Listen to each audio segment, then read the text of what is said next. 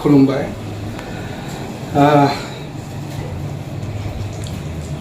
जि सोंथि बेखौथ' फिननाय होजोबनांगौब्लाथ' रामायण महाभारत बायदि जागोन दा माखासे खोथाफोरखौ दोननानै माखासे खोथाफोरखौ एसे आं स्ट्रेस होनानै बुंनो सानदों जे आंनि जि मोनसे लाइफनि जि एक्टिभिटी जागायजेननायानो जाबाय मोनसे सोमावसारनायजों सोमोन्दो लाखिबोदों जे दिब्बि जेब्ला जों स्टुडेन्ट जानानै मेघालय शिलंआव जोङो जोंनि फरायनायखौ स्टार्ट खालामो बे समाव जोङो सानजेनदोंमोन जे हारिया बेबायदि मोनसे सोबख'जाबाय नासयजाबाय जोंबो हारि हिसाबै जोङो थांनानै थानांगोन जोंनि राव हारिमुवा गोजौआव थानांगोन बेनिफ्राय बे सेन्टिमेन्टआ जों शिलंआव बेखौ डेभेलप खालामदों आरो शिलंआ ओरैबायदि मोनसे कमप्लेक्स जायगामोन बेवहाय गोबां नर्थ इस्टनि हारि हारिसाफ्रा थाफैग्रा मोनसे जायगा बियो मोनसे एजुकेशननि मोजां मोनसे सेन्टार जायगायाबो मोजां गतिके बेवहाय थानाय मानसिफोरनि जि इन्टारेक्शन जों जादोंमोन माने स्टुडेन्टफोरानो जा सोरबा इन्टेलेक्चुयेलफोरानो जा बिसोरनि रायलायनाय आरिनाय बिसोरनि जि मोनसे माबा बेफोराव जों एनकारेज जाबाय जे जाथिया थांनानै थानोब्ला जों बिदि मोनसे आवगायनांगोन दा बेखिनि समाव माने जोंहा स्पष्ट मोनसे धारना फैखाबायमोन जे नर्थ इस्टआव एनएसियाना फार्स्ट मोनसे हाथियारखौ लानानै सोमावसारनायनि बेगरखौ बिसोर फोनानै भारत राष्ट्रनि एगेन्स्टआव बिसोर फाइट नांगासिनो दं मोनसे सभरेन स्टेट दानो आरो दा बेफोर बाथ्राफ्रा माने जों मिथिदोंमोन बेनिखायनो जोंबो हारिखौ बासायनो थाखाय बेबायदि सिन्था खालामदों आरो गुसुङै एनडिएफबिनि फाउन्डारा जों शिलंआव थाग्रा सेंग्राफ्रा ज' जानानैनो बेखौ सानदों जों फाउन्डार जानानै दं दा बेयो आलादा पार्ट दा आंनि जिथुनाखि पार्ट जेब्ला एनडिएफबियाव हाबबाय जों समखौ ओरैनो थांगारहोआमोन माने समाव जों हर जोङो केम्पेइन खालामो रायजो राजाखौ बुजायो बेनिफ्राय जेराव सम आरो सुबिदा मोनो आंनि खेथ्रआव आरोना आङो ओरैनो थायामोन आं बायदिसिना लिरनाय खामानिफोरखौ आङो बे समनिफ्रायनो स्टार्ट खालामदों बेनिफ्राय बिदिनो माने बहुत आङो लिरबायमोन खिन्थु आन्डारग्राउन्डनि लाइफ जोंनि मोनसेबो बुस्थुफोरखौ साधारन सिभिल मानसिफ्रा बिसोरो माने दोना गियो आंनि लिरनाय होनबानो रावबो माने दोना गतिके आंनि जि क्रिएसन आं लिरनाय गोनां आर्टिकेलफ्रा बाक्सु सिङाव हा सिङावनो सेवनानै थांजोबदोंमोन बेनिफ्राय आङो माने बे स्ट्रागलनि समावनो आङो जेब्ला हमजाबाय 1993 आं जेब्ला फार्स्ट हमजाजेनबाय मिलिटारि सेक्रेटारिमोन आं बेखिनि समाव गोबां टर्चार मोननानै बुग्लि सुग्लि जानांबाय नङा होमबा बुग्लि जाबाय आरो मोनसे हिस्ट्रिकेल मोनसे फेक्ट आं रायखांनांगोन आरो गासैबो रायजो राजाफ्रा मिथिनांगोन 1993 आव हमजानाय समाव कास्टडियाव आङो 4 मास थानांदों बे 4 मासाव खुनु बर' मानसिजों लोगो मोनलायाखै रायलायहोआखै आरो आङो मंगलदैयाव दंमोन सदर बे रिजार्भ मोनसे माबायाव बेवहाय माने रावखौबो थांहोआ आरो न'खरनि मानसिफ्राबो नायनो मोना मास मोनब्रै लास्टाव बहा थांखो गोमाबाय नामा बा बहाबा लांनानै गावथारहैबाय नामा बेखौ कनफार्म खालामनो हाइकर्ट खालामनानै हेबियास कर्पासनि गेजेरजोंसो आंखौ न'खरनि मानसिफ्रा नायनो मोनदों आरो आंखौ बेखिनि समावसो थांनायनि दं बे मोनसे फोरमान जादों दा बिनि उनाव आं बोसोरथाम जेल जाबाय बहुत पुलिस कास्टडियाव बहुत दिन माने बहुत जायगायाव बेराय लास्टाव बोसोरथाम आङो जेलाव थाब्ला आंनि जिथुनाखि आंनि जि मोनसे क्रिएसन बेखौ आं जेलाव खालामनो हादों आं लिरनायाव बिराद गोसो गुदुंमोन जेलावनो आं गांनै लेखाखौ माने लिरनानै रेडि खालामनानै दोनदों फार्स्ट लेखायानो जाबाय थांखि गैयै समाज बिनि उनाव लकआपआनो आंनि न' बे गांनै बिजाबखौ नैबे लकआपआनो आंनि न' बेखौ आङो जेलावनो लिरदों आरो थांखि गैयै समाज बेखौबो आङो जेलावनो लिरनानै दोनदों आरो बिनि अनगायैबो आङो नैबे गांसे लेखाखौ आङो गोबां समाव जेलनिफ्राय गनायनि उनाव आर्टिकेलफोरखौ आङो जेरावबो लिरोमोन उनाव बुथुमनानै माखासे कनसाइस आरो मोजां आर्टिकेलफोर बुथुमनानै आं बे लेखाखौ मोनसे लेखा हिसाबै दिहुनबावो बे बर' लाइमोनफोरा बबे लामाथिं होननाय बेखौ दिहुनो बिनि उनाव नैबे लकआप इज माय ह'म बेखौ आङो नैबे बयनिबो बुंनायखाय बे लकआपआनो आंनि न'निफ्राय बे बुस्थुखौ इंलिसाव ट्रेन्सलेसन खालामहोनानै आङो दिहुननायाव देरहासार जायो आरो मोनसे इन्टारेस्टिं खोथा जे बे लकआप इज माय ह'म इंलिसाव जानायखाय बेखौ मानसिफ्रा बयबो नागिरफैयो स्कलारफ्रा रिसार्च खालामग्राफ्रा बे लेखाफोरखौ आंनिफ्राय बहुत लांबाय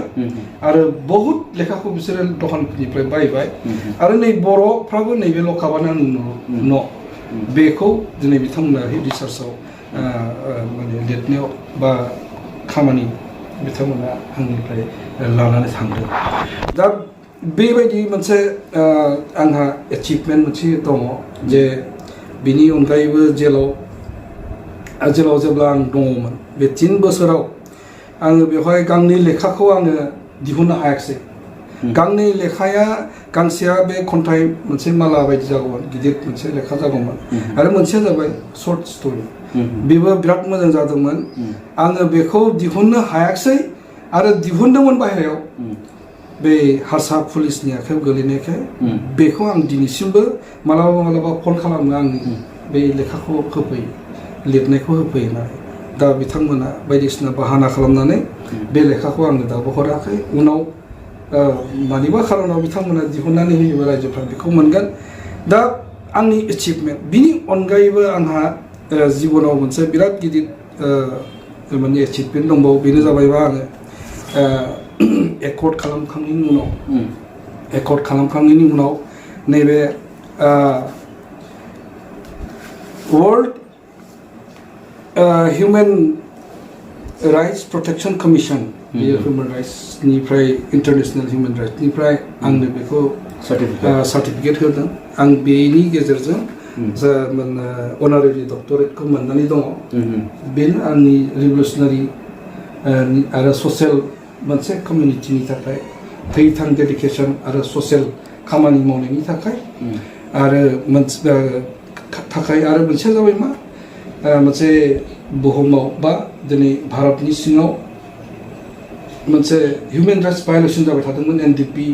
थानायनि थाखाय नङा होमबा बेखौ एकर्डनि गेजेरजों सान्थि मोनसे परिबेस लाबोनायनि थाखाय हिउमेन राइट्सआ बेखौ होदों होननानै आं बेखौ मिथिदों बे आंनि थाखाय देरहासार आरो बिनि उनाव दाखालि बावै 29 मेआव बे भारत गौरबश्री सन्मान बेखौबो माने आंनो बे परिषदा होयो आरो बेखौ माने जायफोर डक्टरेट मोनखानाय बे मानसियासो बे भारत गौरबश्री सन्मानखौ मोनो आं डक्टरेट जाखानायखाय आंनो बेखौ आंनो नैबेखौ बिथांमोना होयो बे बान्थाखौ आंनो होयो दा आङो आसलते आं सासे राइटार जानो होननानै आं लिरगिरि हिसाबै आङो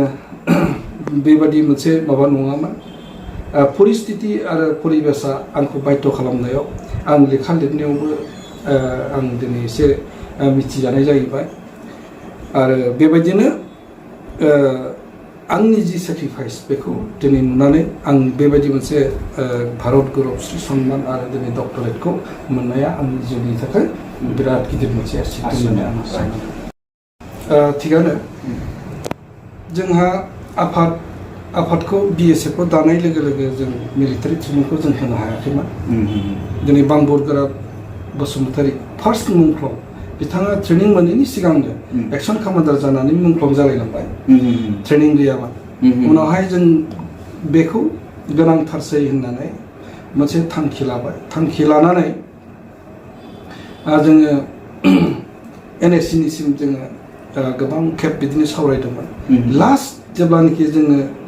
1989 बे सनाव जों जेब्ला फार्स्ट बेचखौ ट्रेनिं होनोसै अब्ला जोंनो इन्सट्राक्टर नांगौ होननायखाय जों NSCनि 7 इन्सट्राक्टरखौ जों लानानै फैनो हादों बे राङापारानि गोरोंजुलि होननाय बे हाजोआव अरुणाचलनि मोनसे हाजोआव जों बेखौ बे ट्रेनिं फार्स्ट बेचनि ट्रेनिंखौ होदों आरो बे NSCनि 7 इन्सट्राक्टरखौ आङो नागालेण्डनि बिसोरनि बेस केम्पआव थांनानै बिसोरखौ लाना फैनानै आङो बेहाय फार्स्ट बेचखौ होदों दा बे बेचआव आंनो फार्स्ट बेचनि सासे ट्रेन केडार बिनि उननिफ्राय सेकेन्ड बेच थार्ड बेच गासै आङो 14 बेच 14टा बेचखौ आंनो होदों पलिटिकेल क्लासजों लोगोसे 14 बेचखौ मिलिटारि ट्रेनिं होनाया आंनो आरो आङो माने बे समाव बहुत माने बिदिनो गोब्राब खामानिफोरखौ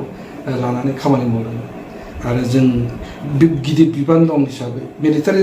बिबान दं हिसाबै जों खामानिखौथ' होखायोआनोसै खिन्थु खामानि होब्लाबो जों गिदिर अपारेसननो माबानो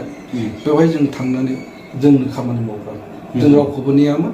लिडारफ्राबो मावोमोन खामानिफोरखौ गिदिर माने बायदिसिना एटेकनिफ्राय आरम्भ खालामोमोन केम्प रेड खालामनानै फोरखौबो दिनै लिडारफ्राबो मावोमोन बेवहाय उन्दै गिदिरनि बाथ्रा गैया बेबायदि रोखोमनि जों जोंनि हारिनि थाखाय सेक्रिफाइस खालामदों जातिनि थाखाय दिनै खामानि मावदों दा दिनै बेफोर मोनसे बाथ्राया बेल'नो बेबायदि मोनसे सेक्रिफाइस 34 बोसोर सेक्रिफाइस खालामनाय NDBनि सेक्रिफाइसखौ दिनै माखासे दल संगठननि दैदेनगिरिफ्रा बेखौ नेहात खालामनो नागिरो बिसोर जेबो मावाखै होननानै साननो नागिरो बिसोरखौ माने गादबनानै दोननांगौ सिलिंखार खालामनांगौ बिसोरखौ थेर बिथेर खालामनांगौ मोनसे आफादखौ मोनब्रै मोनबा खालामनांगौ होननानै दिनै बिथांमोना सानो जास्ट मोनसे पलिटिकेल पावारनि थाखाय जोंथ' बुंबोदों पलिटिकेल पावार जों पलिटिक्सखौ गेलेनांगौ नोंहा दिनै रायजोआनो गैया राज उलाफाद गैया माने गैयै मोनसे जाथिया दिनै माने बे पावार केन्द्रिक इलेक्सनखौ जों गेले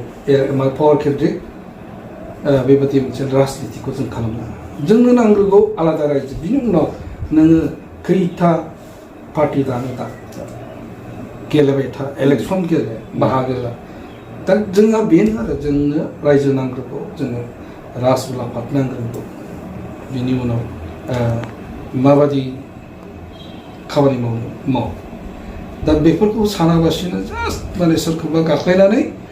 जोङो पावाराव थानांगौ पावाराव थाबा जोङो गासैबो खामानि मावनो हागोन जों गावबागाव साननायफोरखौ जाफुंहोनो हागोन नंखाय बाखाय मोनसे सिन्ताधाराजों दिनै जोंनि माखासे दैदेनगिरिफ्रा बेखिनिखौ खामानिखौल'सो मावदों हारिया जे धंस जालांसै बेखौ दिनै सिन्था खालामाखै नोंनि राव हारिमु गासैबो हा हुनिफ्राय आरम्भ खालामनानै गासैबो सिलिंखार जाजोबसै बेखौ सिन्था खालामाखै दिनै पावाराव थानांगौ पावार इन्जय खालामनांगौ बेखौल'सो सिन्था खालामदों जोंनि दैदेनगिरिफ्रा आरो बेनो जुदि जाबाय थायोब्ला बर' जाथिखौ सिराखानायाव माने मालाबा समाव नांगौ जायोब्ला बे बर' जाथिया मामोन होननानै सोरबा जुदि नायनो गोसोबा सिराखानायाव थानानै नायनो बे मोनसे गिलु-बालु खैफोद दङ दा बर'फोरनि गेजेराव दासिमबो जों खौसे नङा NDBआबो दिनै खौसे नङा NDBआ ज' जानो नागिरो आरोबाव बेखौ माने बोफाय नागिरो सिफ्ले नागिरो खावनै खावथाम खालामनाय दासिमबो बेबायदि सोलिगासिनो दं दासिमबो बेबायदि सोलिगासिनो दं जे एनडिपिखौ मालाबाबो ज' जानोबो होआ सोरखौबा नांगौ सोरखौबा नाङा बेबायदि एनडिपिखौबो दिनै क्रिएट खालामनाय एकर्डनि उनावबो बे जोंनि थाखाय बिराद गिलुबालु आरो बेखौनो जुदि राजनितियाव थानानै पावाराव थानानै बेखौनो खालामनो जुदि थांखि लादोंबा बिसोर दैदेनगिरिफ्रा सोर बेफोरखौ सिनायनो गोनांथि फैबाय आं बेखौ साननानै दं थायो सासपेनसन अफ अपारेशननि उनाव पिस एग्रिमेन्ट हाथियार दोनथ'नायनि उनाव भारत सरकारा जोंनि एनडिपिजों सावरायदों 15 बोसोर सावरायनायनि उनाव एकर्ड मोनसे जानोसै दा बे एकर्डआ जोंजों जायालासिनो दस्राजों जाबाय नो डाउट जेबो नङा जुदि मोजां एकर्ड जानायमोनब्ला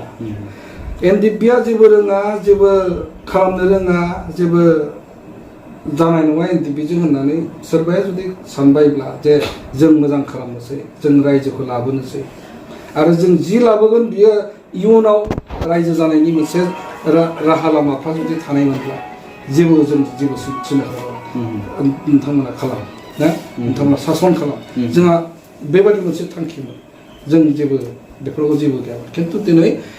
दाखालि बावै जि मोनसे सुक्ति जाबाय थामथि बर' गोरोबथा बे बर' गोरोबथाया जातिखौ धंस खालामसै नोंहा जोंनि एक्जिस्टेन्स गासिबो धंस जानोसै नोंनि माने जि मोनसे माने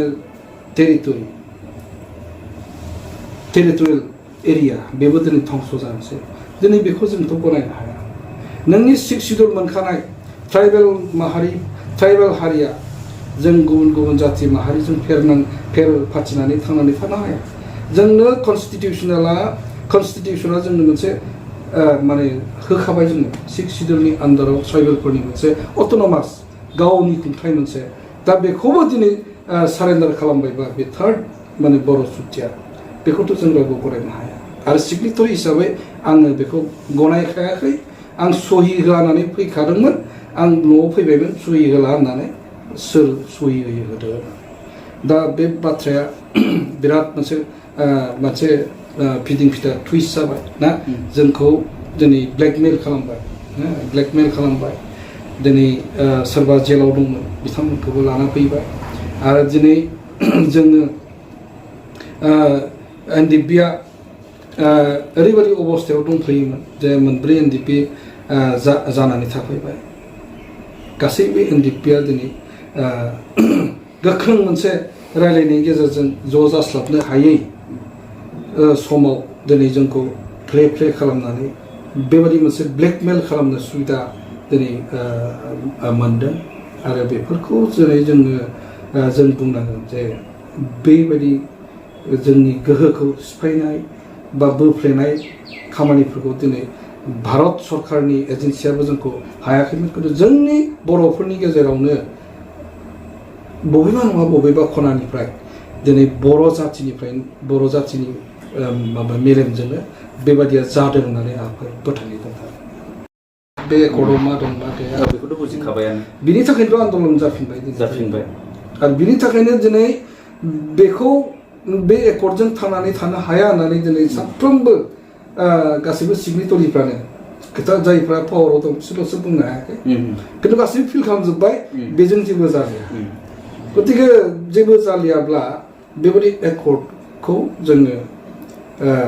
मोनसे माने डायलग बा मोनसे फ्रेश मोनसे डायलगनि गेजेरजों जों रिफर्म खालामनांगोन आरो जों मोनखानाय माखासे जि मोनसे 6 शिड्युल बेफोरखौ फोथांनाय माने स्टेटासखौ मेनटेन खालामनायनि बाथ्राफोरखौ जों लाबोफिननो हायो जिहेतु बे थार्ड बर' माने माबाया एग्रिमेन्टआ बे एमेन्डेड खुनु दिना जाखायाबो बे एमेन्डेड जाया दाबो बिटिसिनि सिङावनो मात्र बिटिआरल' खालामनानै माने माखासे